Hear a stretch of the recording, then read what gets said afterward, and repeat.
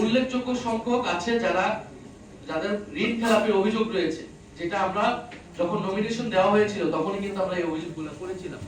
অর্থাৎ নমিনেশন দেওয়ার ক্ষেত্রে যেরকম আমরা কোনো নতুনত্ব পাইনি, বিএনপির নমিনেশন দেওয়ার ক্ষেত্রে যেমন আমরা কোনো নতুনত্ব পাইনি, এই মন্ত্রিসভা গঠনেও আমরা কিন্তু কোনো নতুনত্ব পাইনি। ঋণ খেলাপিদেরকে মন্ত্রিত্ব দেওয়া হয়েছে।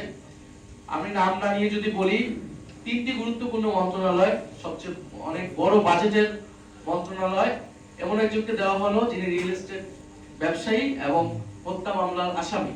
ব্যবসায়িক স্বার্থে একটা হত্যাকাণ্ড ঘটিয়েছে, যার অভিযোগ রয়েছে তার প্রতি, তার কর্মী সমর্থকদের প্রতি, এবং দলেও তিনি অত গুরুত্বপূর্ণ কেউ না। শুধুমাত্র আর্থিক, ব্যবসায়িক এবং দুর্নীতির কারণেই তাকে সেই মন্ত্রণালয়ে দেওয়া হয়েছে। ফলে এরকম ঋণ খেলাপি, আরো ঋণ খেলাপি রয়েছে, তাদেরকে বিভিন্ন মন্ত্রণালয়ে দেওয়া হয়েছে।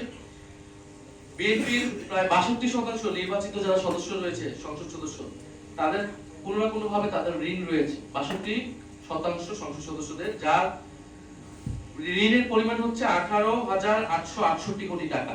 এটা আমার মতে, এটা হচ্ছে টিআইবির একটা রিপোর্ট অনুযায়ী 18,868 কোটি টাকা ঋণ তাদের সম্মানিত 62% সদস্যের।